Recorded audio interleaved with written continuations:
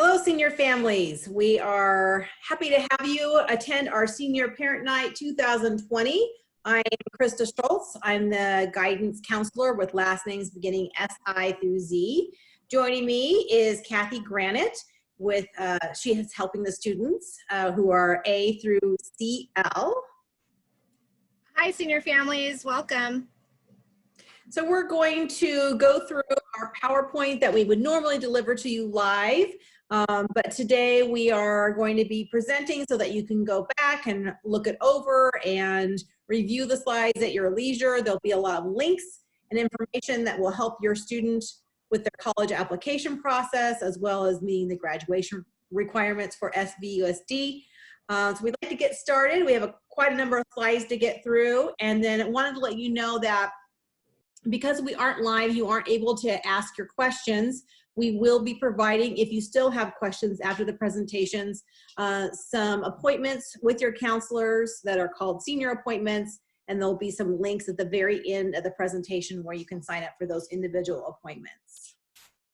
Okay, so let's head on to the next slide. Before we begin, we would like to know what it is that you already know about graduation, about college admissions. So if you could use your phone in their camera mode and scan this, answer the questions, then we would be able to provide you with some better information for our presentations in the future. That just helps us. Okay, so I'm not sure all of you are aware, but we have some new counselors in our guidance office. There are 6 of us now, and we would like to introduce them. So we're going to show you a brief video.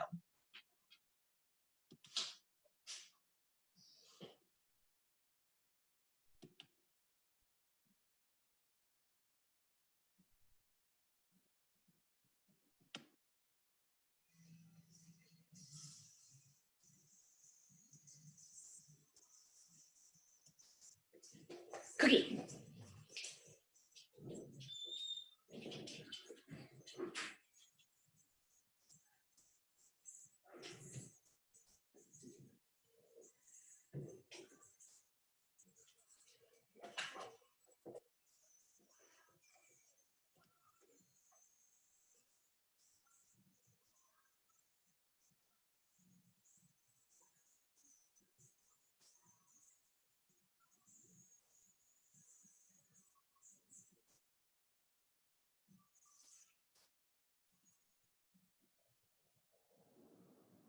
Okay. So hopefully you got a chance to see who your counselor is at the very end. Again, I'll show you who your counselors are so that you can make those appointments and you'll see the breakdown. So we'll move on ahead here. Okay, so first off, we just want to make sure you're aware of what our graduation requirements are for Saddleback Valley and to earn the Trabuco Hills High School diploma. You do need to have that 1.75, the 8 hours of community service, 220 credits, and then certain required courses and the completion of Algebra 1. Those graduation requirements, you may have heard at the end of last year with COVID and us being on distance learning, some of that was waived. We are back full force this year, and the expectation is that our seniors would be achieving all 5 components in order to earn their diploma. And if you need help with that, your counselors can certainly assist you with finding ways to do your community service. You can talk with your technician to make sure you're on track for your credit completion. They are keeping track of those credits as they're completed. And they are, as technicians, meeting with your student twice a year during registration, and then your counselors are always there to assist you as well with planning the rest of your senior career. Okay. Options after high school. So we have 4 different options that our students who graduate from Trabuco Hills High School typically head towards. So either that's the 4-year university systems, the Cal States, the UCs, the private schools, or the independents and out of states. Or our students are headed off to community college, military, and trade school.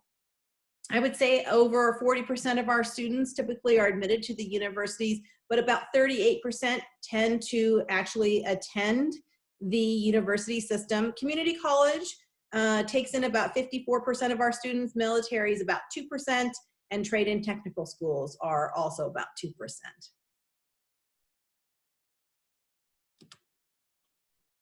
Okay, so the white slides in the presentation are going to be showing you sort of a checklist of what you need to be doing month by month. So we hope this helps you break down the steps to applying to a four-year university and making sure you're hitting all those requirements. First, in September, we would like you to finish making your list of colleges that you're going to be applying to. We worked on this with your students all through their guidance lessons the last 3 years. They probably already have a list of their safety, target, and reach schools because we've been talking about that for 3 years. But if your student looks at you like they have no idea what we're talking about, you could have them visit the Big Future at collegeboard.org. That is where they sign up for their SATs. They also have a college search there. It's a really excellent college search, and I would encourage your students to put in their statistics, their GPA, if they took any SATs or ACTs, the major that they're interested in, location, what state, if they want to be at a large school or smaller school, and it would kind of crunch all that data and come up with a list that is meeting your students' requirements for college. Then also, I would like you in September to visit the Common App and decide if you're going to be applying early action or early decision. If you are, that would really move up your date to get with your letter writer for your letters of recommendation. Typically, the schools that require letters of recommendation would be using the Common App. UCs and Cal States don't require letters of recommendation, but if you're applying out of school or you are applying to a private school, then the Common App would be your place where you would be filling out the application, and sometimes those schools require letters of recommendation. Early action deadline, we would like to have those letters of rec requested by October 1st to meet the November 1st deadline. And then if you are applying regular action, then we would like to have those requests into the counselors by November 1st for usually a December or January deadline. There was a video sent out to your students already, pushed out through their civics or econ courses where they were taught how to secure those letters of recommendation. If you missed it or they missed it, if you're following us on Instagram, there is a link in our Instagram bio where you can see the video for that and the process for getting your letters of recommendation. But it's also on our Trabuco Hills High School guidance page. I'm going to actually go there now and show you that. So this is the Trabuco Hills High School guidance page. And this is where you're going to find all things college. Over at the side, it says college and career. You click on that, and then you're going to see everything that has to do with letters of recommendation, scholarships, college visits that are Zooming with us right now presently. So you might want to check out that list. And you'll even see a link to our parent night so that you can see this presentation later on. And then when you click on the letters of recommendation, you're going to see a video there that we already produced. Mrs. Granite and I worked on this a week or so ago, and so that's where you would see that presentation of how to secure those letters of recommendation. Okay. So then September, you would be politely asking your letter writers for their help in writing you a letter of recommendation. I got a request by email just today, a really nice email from a young man who's asked me to write his letter of rec. And I said I would do it, and I directed him back to this page so that he could get his packet together where he would be telling me some information about himself so that I could write him a stellar letter of recommendation. And then make sure when you are looking for those directions for the letter of recommendation that you are aware of the email and the way that it is written as you are entering it into the Common App. They will ask you for your letter writer or your counselor's email address. And that email address has to be written exactly the way we've listed it on those instructions, because if you put in something different, then it will go into cyberspace and we won't receive that request. So you want to make sure you're writing it the way it is listed in the letter of recommendation instructions. And then you also want to create your Parchment account, which Mrs. Grant is going to go over in more detail later. SATs and ACTs, you may have some questions about that. The UCs and the Cal States are saying that they are not requiring those. For a minute there, the UCs were saying that you could submit them, and then more recently they're saying that they don't want you to submit them at all. So as you are applying come November, I would maybe visit the UC and the Cal State websites to make sure if you have SATs or ACTs, if you should be submitting those. About 99% of the schools are not taking those test scores this year. Okay. In October, we really would like you to move forward then with familiarizing yourself with the college applications for the UCs and the Cal States, looking over those applications and making sure that you know how you're going to attack those essays that they have you write. Also, we'd like you to have saved your username and password when you create those accounts for your applications. The work on the personal insight questions with your current English teacher. In the past, the English teachers have done a unit on those insight questions and helped our seniors to really construct those for the UC application. Cal State doesn't have any insight questions, but the UCs do. And I am assuming that the English teachers this year will be doing the same. But if you haven't heard anything about that, maybe shoot an email to your English teacher and ask them when they might be tackling those insight questions, or if you could get some help from them with getting those put together, at least grammatically correct, right? And then we'd also like you to start your scholarship search. The FastWeb is a great place to look for national scholarships, but our own Trabuco Hills High School website is the better place to look for those local scholarships where you have a better chance of actually winning the scholarship and earning that money for college. FAFSA also, you're wanting to gather the information from your 2019 taxes, get that kind of set aside so you're ready to go with your FAFSA, and then also finalizing your major so that as you are selecting your major on your application, you're not confused on what to select during the application process. So here is kind of an overview of what dates you need to be aware of. The first date that comes up really is the Cal States. The Cal States application opens up and you can look at it. You can't actually hit submit, I don't believe, until November 1st. It is due by November 30th. So you want to make sure you're getting it turned in. There's really no rush to get it done right now. What I would really be suggesting that you do is that come October 1st, you're getting familiarized with the application. Take your time getting that filled out. The Cal State application is so easy. It's really just taking your unofficial transcript and transcribing your grades from your classes, and then lots of demographic information. But there's no essay, there's no letter of recommendation. Really, that application should take you about a half an hour to fill out. The UC application is a little bit more in depth in that it has those insight questions, and you would want to be submitting that between November 1st and November 30th. The private schools have essays typically and letters of rec. So we'd like you to get moving on those requests for your recommenders right away. As I said, October 1st, we'd like to have those requests in if you're doing early action, and then November 1st if you're doing the regular deadline. Community college applications would be happening in December, which is well before you know if you're admitted to the Cal States or the UCs or the private school that you applied to. But it is a good idea to go ahead and apply for your December application in your December application window, because that is a great safety net if you have other plans, just in case those don't pan out. And then those of you who have your heart set on community college and view it as a great value, which it is, then maybe you would want to get your application done in December so that you have that priority. So very important to apply early to the community colleges.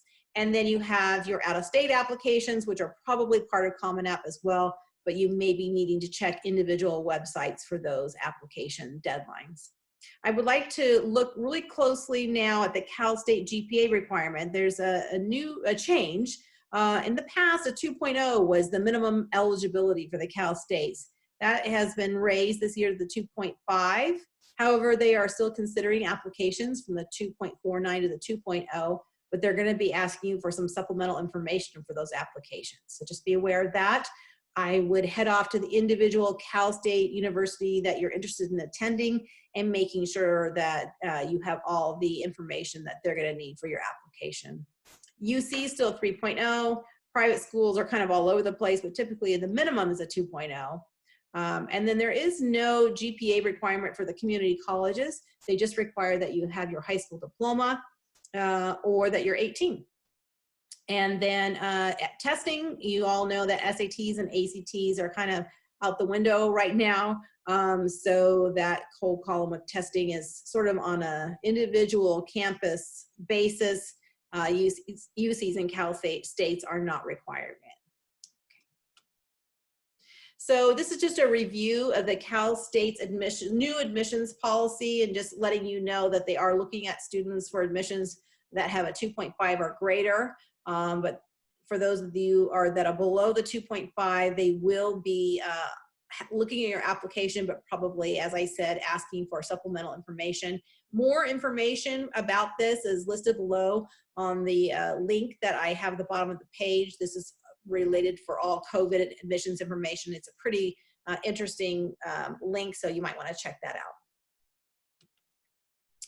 As far as impaction goes, so impaction is in reference to schools that have so many kids who are applying that they can be choosy. Cal Poly San Luis Obispo is the probably the most impacted of all the Cal States, but this is a list of the other Cal States that are impacted and are more rigorous in their admissions than the other Cal States. But I want to show you the list of the students or the schools that are not impacted. These are taking students at the minimum eligibility. So this is fun because Dominguez Hills, East Bay, Bakersfield, LA, Channel Islands, Stanislaus, Humboldt, Monterey Bay, all those schools will take our students down to the 2.5 minimum eligibility.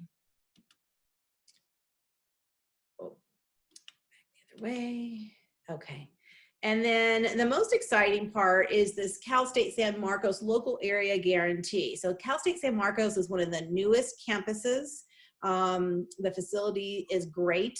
It's down towards San Diego. And this is our home territory school. This is the school where our students are admitted at the minimum eligibility, even though it's impacted. So this is an exciting campus for your students to go visit.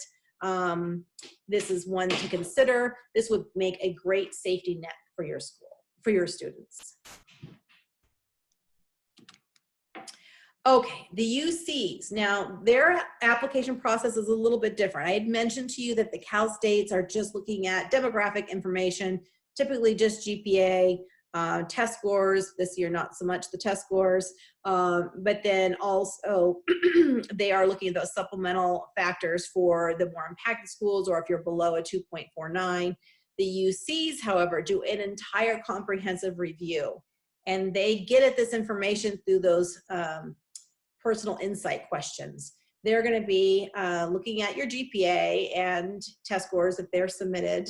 They're going to be looking at your performance in your classes, but the more interesting thing that they're going to be looking at is your quality of your senior year, your outstanding performance and at one or more academic areas, your achievements in special programs, special talents, participation in any extra programs, educational programs like during the summertime. And those things can be touched on in those personal insight questions. You want to really make sure your student has written those well and really shown all sides of their application through the comprehensive review process. More information about this is at the bottom in the link. So when you scroll back through the PowerPoint after tonight, you'll be able to see this, more information about that comprehensive review. Okay, and then in November, this is kind of odd. I don't know that many people are aware of this, but you do need to check on your housing deposits and deadlines. So that comes up early, even before you know if you've been admitted to the school. So make sure you are aware of the deadlines for housing, that you've submitted your deposit, which may be refundable and may not be.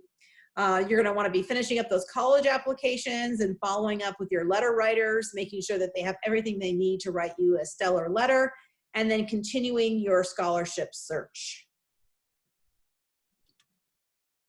December, you're going to set up portals for your colleges. So when your student applies to college, no longer do they get the envelope in the mail saying whether or not they were admitted or if they were declined. you are going to be setting up portals, and all the communication happens through the college portal.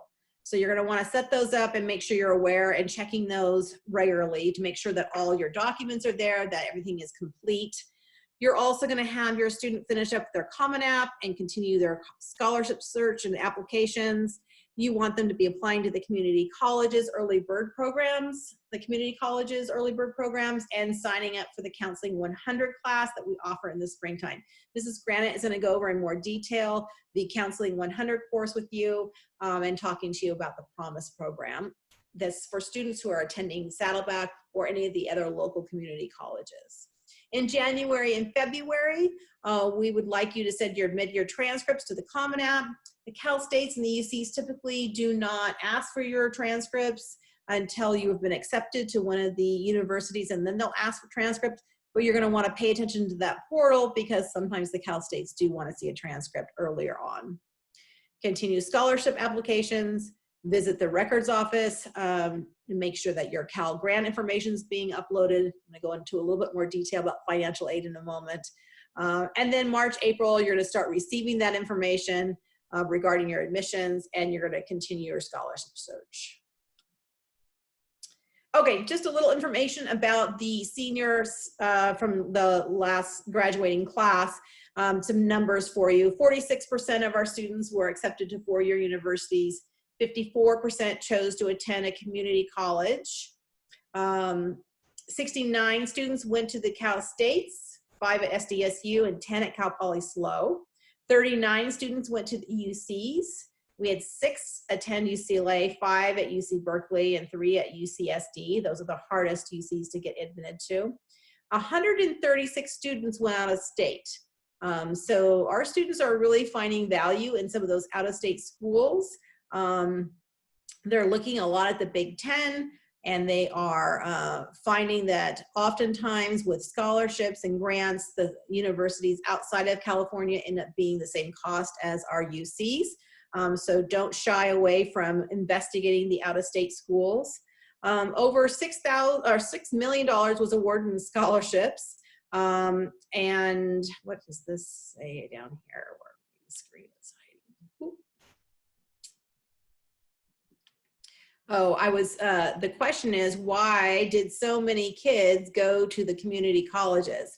Okay, so this is where Mrs. Granite is going to pop in, and she's going to talk to us about the community colleges.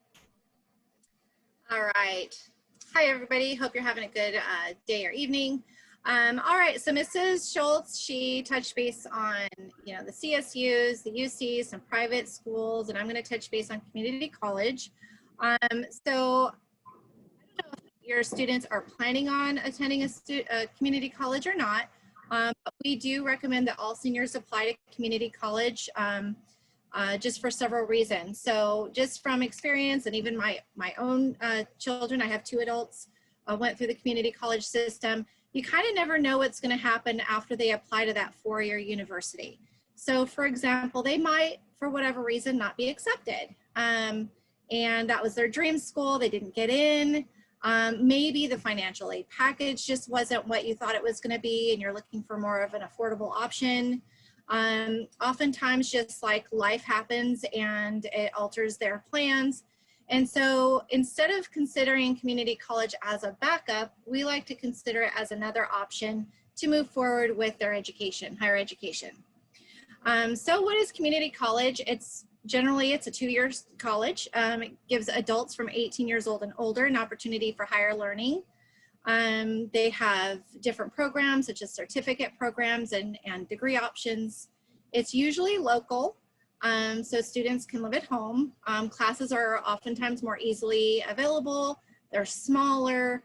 They always have online options. I know that's what we're all on right now, but they do, generally speaking, have online options and in-class learning. And it's also a way for your student to transfer to their dream university. So maybe, again, they didn't get in and they want another opportunity. While at community college, the great thing is you can save money. So they do have the Promise program. All of the community colleges in California have what's called the Promise program. And that means basically you can qualify for free tuition for 1 or 2 years. Oftentimes it's 2 free years of college tuition. I mean, who wouldn't want that, right? They're going to be doing their general ed anyway, so why not get that for free? Oftentimes the students are taking the exact same courses that they would at a university, and professors are also adjunct professors. So you might have a professor working, let's just say at UCI, and then they go over and they teach the same or similar course at Irvine Valley College, and they're really getting the same course, same professor, but it's for free at community college. So something definitely to think about. Oftentimes the students live at home. There aren't very many community colleges with dorm options. However, that is growing, so that's something to research if you're interested. But most of the time students can live at home. And again, they have a better opportunity at transferring to a university of their choice had they not had that same opportunity straight out of high school. Some other benefits as far as community college goes is right now there's not an SAT or ACT at the universities, but there's never that requirement at community colleges. So you don't have to take those exams. There is no grade point average minimum. So basically once you get to community college, it's a clean slate. So if your student, you know, didn't do very well academically in high school, that's okay. Everybody gets in, it's 100% enrollment acceptance. Again, free tuition is a great benefit. And another one is there's 116 community college campuses across California. So if for some reason they don't want to go to Saddleback, maybe let's just say because they don't want to be like another high school, they can go off to anywhere. There's 116 colleges to choose from in the state, which is great. And again, they can take classes at more than one community college. So if they're at one community college and they are having a hard time getting into a class, maybe it's impacted for whatever reason or it doesn't fit their schedule, they can maybe take that other class at a different community college. So they're not kind of bound to one specific campus, which is also very helpful for students moving forward. So as far as educational pathways there, they do have options to choose from. It depends on what your student wants to do. Some students want to just go right into a vocation. So they do have a CTE or a career technical education pathway. All of the community colleges should offer this, and they're often referred to as vocational education pathways. And they're short-term certificate programs in a specialty area. So for example, if your student wants to go into early child development specialist or auto mechanic, real estate, landscaping, medical assistant, whatever the case might be, they have a whole list of them. They can take 18 to 30 credits, depending on what the program requires, and they can come out with a certificate of achievement. And with that certificate, they can go straight to the workplace. They're going to have a better time finding a job with a certification as opposed to not having one, and they can start making more money. So that's a great option. Most students who go to community college want to go for that 2-year associate's degree. So this is a degree designed to prepare students for a transfer to a 4-year university, most likely, and where they can either, they can either get their associate's degree and stop, or they can transfer on and go get their bachelor's degree afterwards. What they'll have to do for an associate's is complete 60 units of their general ed units and have an overall 2.0 minimum grade point average. Students who graduate with an associate's degree, they do have a much more in-depth field of knowledge when they want to contribute to their future career. So again, they can go straight off to the workplace and they'll make more money than if they didn't have a degree, or of course they can stay in their education to go on for a further degree, a higher degree. Some community colleges, now not all by any means, it's very rarely will you find this, but in some community colleges, they are now offering bachelor's degree, and those are in high demand fields at select colleges only, but that's something for you guys to consider and look for. If your student's interested in that, definitely check it out, because maybe they can stay at community college to pertain the bachelor's degree there too. And again, it's an opportunity to transfer to a 4-year university, one that maybe they didn't get into, that now they have an opportunity. All right, so students should consider transferring to a university, to a community college if they don't qualify for admissions to a four-year university, if they aren't sure what their career goals are. You know, I mean, why have them go to a four-year university if they're not really sure of what they're doing? They're going to be taking those general ed classes anyway, so they can be at community college, get those out of the way, and then while they're there, they're going to be maturing and figuring out what's best for their life and kind of make a decision at that point in time before they transfer on. They should consider community college if the tuition is high. Maybe the financial package again isn't what you thought. It's definitely more affordable. And also if they're interested in that CTE, that certificated program. Okay, so moving along to Counseling 100. So Counseling 100 used to be a class that we would offer that was required for the Promise program. And again, I mentioned the Promise program is that way for students to qualify for that free tuition. They no longer need that counseling program, Counseling 100 class to qualify for the Promise program, but we still offer this class. It's actually a great class for seniors. It's going to be designed to introduce students for college skills, get them used to how to navigate through college, talk to professors, kind of streamline their way into college the right way, instead of maybe the wrong way, taking wrong classes, not doing things the correct way to waste time, maybe even money in the future. But the great thing about this that your students are going to love is they can use this class as their 5th class their senior year. Now they do have to be on track to graduate in order to allow this class in their schedule. They're going to be they will get 5 credits for the class through Trabuco towards graduation credits, and they will also earn 1.5 college credits.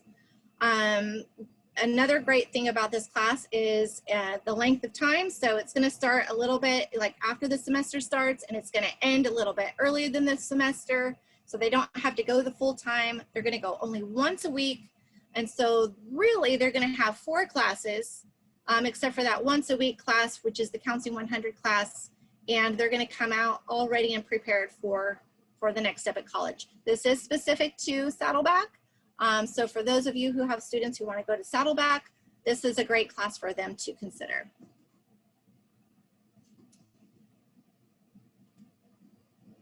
Okay, so Saddleback does have a counselor. Her name is Alejandro Hurtado. She is our Saddleback representative that works through Trabuco.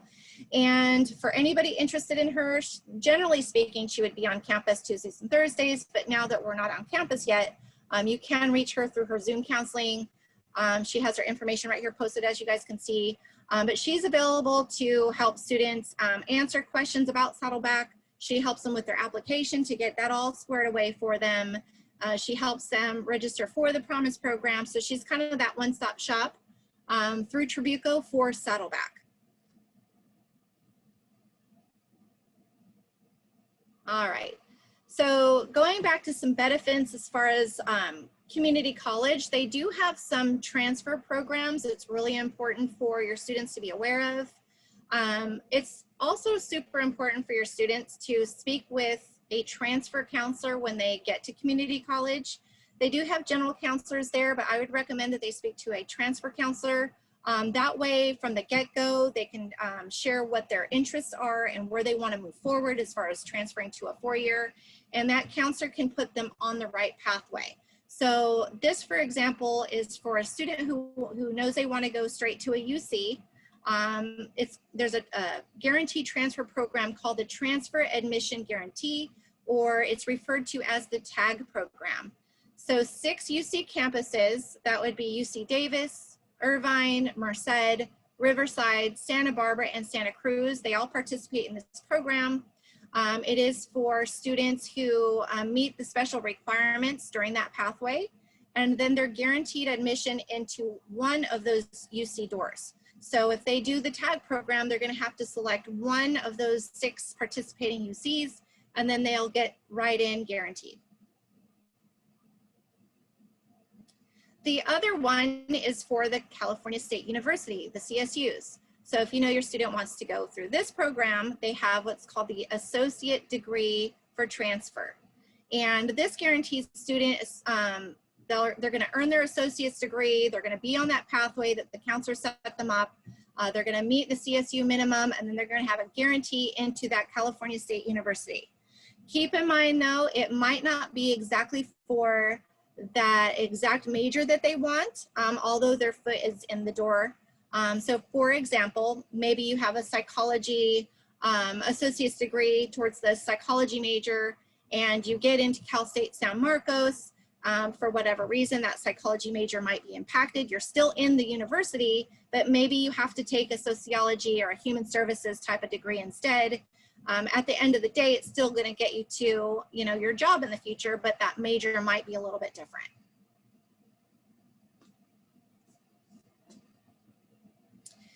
Okay, so just as Mrs. Schultz went through the different months in the fall, now we're in the spring, so there's another list for you to be aware of, kind of what we need you to kind of keep track of. So there is what's called a statement of intent to register, or you might notice it as a SIR.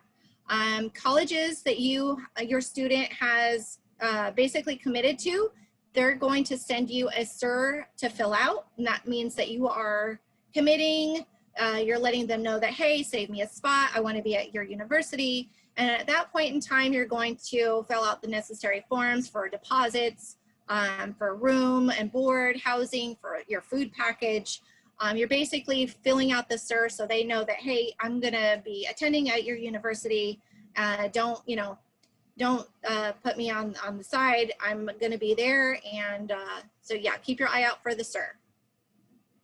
AP exams, you're going to want to make sure you're going to be doing your finals in the spring, and you're going to want to make sure that you are sending your AP scores to the colleges that you want. You're going to go onto your College Board account, which you should have with those AP exams that you take. You'll have a College Board AP account, and you're going to hit send to, and then you're going to select the universities that you want those AP scores to go to. They might not just be for colleges, maybe they're also for scholarships. But the College Board website will have that additional information. Need that, but that's another thing that you're going to be doing in May. Thank you for letters of rec. So the counselors, administrators, letter writers, we have by this time finished our letters. We've had plenty of them. We are done. And you guys are accepted to universities. It would be very gracious for your students to send a thank you. You know, we work very hard on those, so some kind of thank you, recognition, is greatly appreciated. But we also want to know where your students ended up.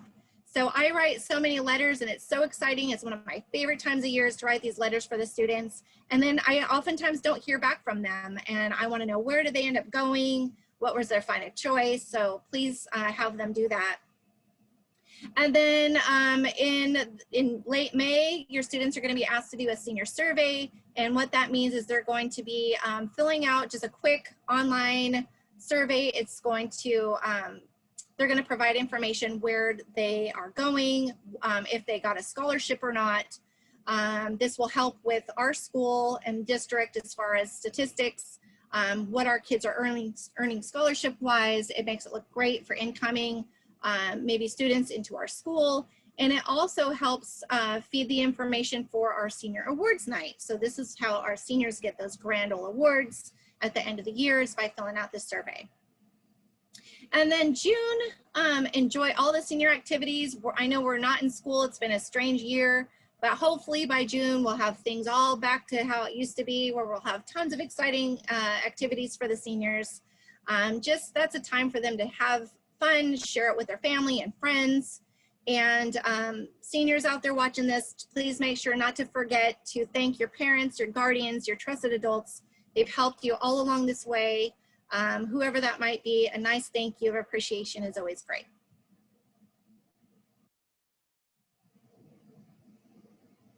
And then we have what's called a digital college crate. So this is really important. It's basically to help your student stay organized. As you know, high schoolers oftentimes put things in all different places, under their bed, in the binder, you know, on the computer somewhere, you don't know where it is. So when they are getting ready for all this college stuff, they should have one place where they're keeping all of their information. We call it the digital crate. So whether it's a Google Drive or a folder of some sort, have them stuff all of this list in that same drive. So when they are asked on their college applications or scholarship applications or whatever it might be, they have this all in one place. So usernames and passwords, that's important. Don't want to forget those. And if I might add, when they are selecting usernames or sending emails to universities, please have them have a username or their email, something very basic, like maybe their name or something like that, that is not going to be where the college admission officer is looking at an email and they find it offensive in any way or inappropriate in any way. That comes across our table all the time, where admissions officers will say, hey, they need to clean up their email name or something like that. So just have them have an appropriate email and username. Also, don't forget that a lot of the universities, especially the private ones, will go into your students' social media and check it out. So maybe give them a heads up for them to clean all that up, because that could create problems for their admissions if they come across something inappropriate in their social media accounts. If the SAT and ACT was taken, of course, have screenshots of the scores put in there. Resumes of any kind. For graduation requirements, we only require for high school 8 hours, and your student might have a lot more. I mean, I have students with 20 to 200, it just depends. Keep those community service or volunteer hours or extracurricular activity, all that information in the folder in the digital crate too. That way they can, easily look back and see something. Maybe they did something really cool in 10th grade. Oh, here it is. And then they could write about it. So have them put everything in there too. Transcripts, forms for letters of rec, and then research on safety, target, and reach schools. So keep in mind the safety schools are those schools that your students sure shoe in. We have the community college, and we have Cal State San Marcos as your safety schools. Your target schools are going to be those schools that your students' criteria match what the minimum requirement or the average applicants do as well. So it's almost like a shoe-in. And then a reach school are those dream schools where your students' criteria, such as grades, test scores and whatnot, might not match that minimum. They might be just a little bit below, but they still want to apply there, and they should. So research on safety, target, and reach schools and keep those in the digital crate. Personal insight questions, which Mrs. Schultz reviewed slightly on the UCs, keep those in the digital crate. Parents' financial information, keep those in the digital crate. General college research, you want to maybe research a lot of schools and then narrow them down. Keep those in the digital crate. And then also scholarships. You're going to want to research the scholarships. Mrs. Schultz touched on that too. But keep a list of the scholarships that you want to apply to, did apply to, if you had any response, if you want any money. Just keep all of that information in one spot. That's going to help you out a ton. And you might have to help them with this a little bit. But if you create it, you won't be sorry that you did.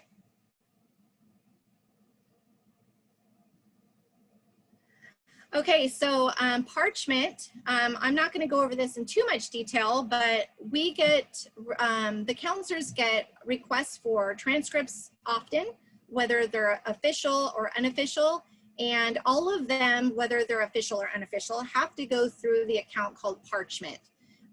So you're going to need to go to Parchment and create an account. We have the directions how to do that on our Trabuco Hills Guidance webpage. There's also that link right there. As you can see, when you click on it under guidance, you're going to see transcript request. It's going to show you how to order unofficial transcripts and official transcripts and unofficial transcripts. And you're going to just click that little tab. It's going to walk you right through it. There's directions down there. If you have any questions, you can let us know. It's pretty self-explanatory. But remember, ordering transcripts is always going to be through Parchment.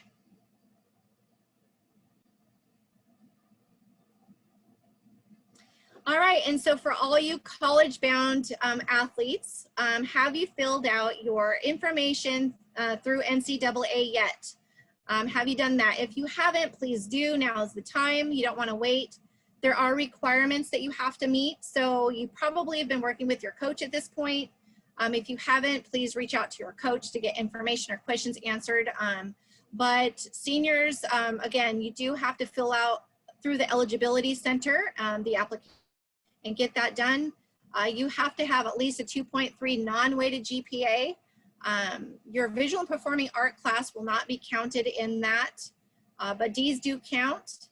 Algebra 1A and 1B, if you did back in the day take those two courses, just know that they only count for 1 year, not 2.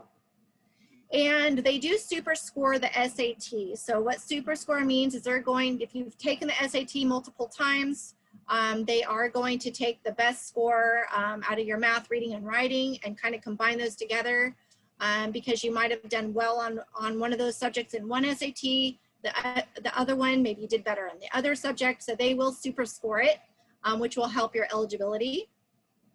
And you can see that there is an Eligibility Center link below. You can always click on that and always use our school code. It's 051958. And then we do have the best Instagram ever. It is our Trabuco Hills Guidance Department Instagram. It's filled with wonderful information. Mrs. Schultz is the lead on this. She puts all this great information up there. Sometimes when I'm thinking about something, I know I can always go there to get the most updated information on guidance stuff. There is, in the bio, there are, just so you know, I think she mentioned this at the beginning, but in the Instagram, there's a bio link. If you click on that, there's all these links of important information for you to look at and for you to see. So we do have it. It's wonderful. If you are not part of the Instagram family yet, please get on. And it's at THHS Guidance, and I promise you won't be disappointed. And then, of course, mostly important is to please take care of yourselves. It's a rough time normally, and this year is even worse. So just take care of yourself. We do have a fantastic mental health resource page on our district. You can find it through our Trabuco Hills website. You can find it through our district website, or you can just simply click on this link when you guys get this presentation. And just scroll down, see if there's anything that matches your needs, and there's resources there for you.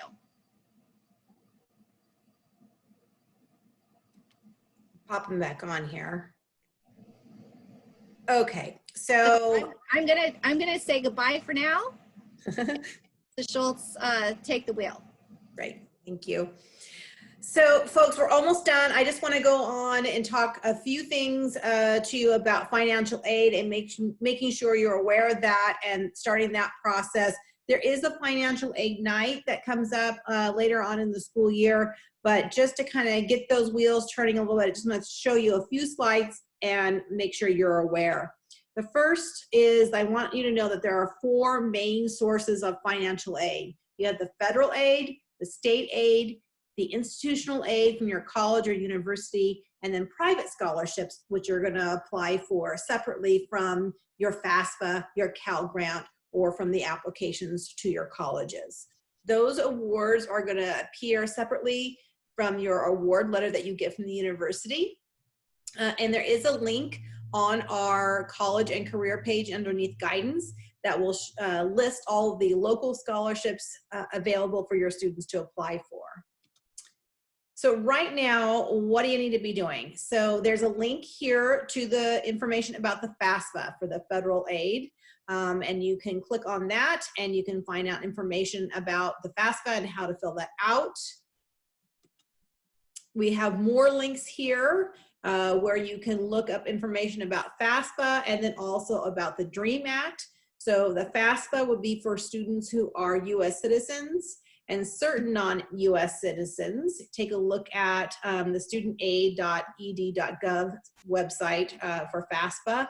And then if you're a dreamer, then you want to go to the DREAM site for the undocumented students. So there's some different resources for all of our students at Trabuco. For the Cal Grant, you're also going to going to want to set up an account. You're going to manage your Cal Grant account very similar to how you manage your FAFSA. You're going to want to make sure you have your FSA ID to make changes. You are basing this on your previous year's taxes, and then when you do your new taxes, you will want to adjust and make corrections. So you want to make sure you always have your FSA ID in order to do that. Another website, My Grant Information here, lets you set up your web grants account.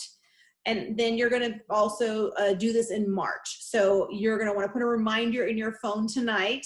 You're going to be looking at the FAFSA and filling that out, but then also come March, you're going to be wanting to set up your web grants for into your student's account.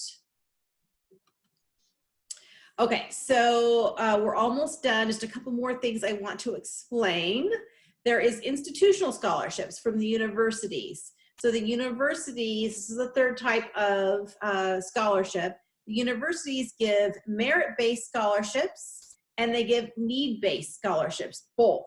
So you're going to want to contact the financial aid offices of the schools you're applying to. Make sure you have all those resources and information. Sometimes they have brochures that they can mail out to you specific to their need-based and merit-based scholarships. So make sure you're really getting with those financial aid officers at the universities and making sure that you are applying for everything that you can to help offset the cost of the college admissions. Okay, private schools, private scholarships. These are ones that do not appear on your award letter. These are scholarships that you apply to for yourself. They might be the local Elks Lodge. They might be the PTSA scholarships. You do have to let the schools know when you are getting these scholarships. They could deduct it from your financial aid package, but the good news is that these scholarships, our students often are awarded these scholarships because they are local and your competition is not huge. However, we will list on the guidance webpage the national scholarships as well, but also you want to do some investigation into FastWeb. That is where you'd be looking at national scholarships. And then, of course, there are private loans that don't appear on the award letter. These are loans that you can apply through your bank. Be careful with those because the interest rates can be very high, and they are you are responsible for the interest. So make sure that you know what you're getting into with those loans. And then when you receive your financial aid award letter, it's very important to compare the letters from the different universities, because whereas a UC may not give you very much money, typically they don't give a lot of awards. A private school may give quite a bit of financial aid and merit-based aid that might make that private school cost of attendance be very similar to a UC or to a Cal State. So do apply widely. Don't shy away from applying to universities where the price tag is higher than maybe the public schools in California, because you never know what those award letters are going to have for you and possibly make it more affordable. And then the step-by-step directions on how to fill out the FAFSA are on this YouTube video. You could watch this as well. So hopefully you'll come back to this PowerPoint. We will post it on the guidance page, and then you can look through it again and again at your leisure. Before we go, we would like you tonight to finish up and let us know what you learned. So hopefully we made some improvements on what you came into the evening knowing, and you have a better sense of what your student is going to be doing for the next few months with regards to their college application process, and that you leave tonight well informed. So please do fill out this survey. And if you have questions, we are going to be offering 30-minute, it's not required, meeting with your counselor. So you can come in and Zoom with us. Maybe we'll even meet in person someday, but right now we're going to be Zooming with you. And here are the links. You can see that each counselor has their own QR code, The breakdown of the letters are here of who your counselor is based on your last name. And you can scan this with your phone and it'll take you to a link to their signups for their individual 30-minute appointments. Those are coming up this week and next week for most of us. So make sure if you have questions, you write them down. And when you come to the Zoom, you can fire away with those questions that you didn't get to ask tonight. And that is it for us tonight. So we hopefully you enjoyed our event. I'm going to try and get out of this so it doesn't keep scrolling. We're happy that we were able to provide this for you, and we look forward to having you make your appointments with us and have a great year, seniors. Bye, everybody. Have a good evening.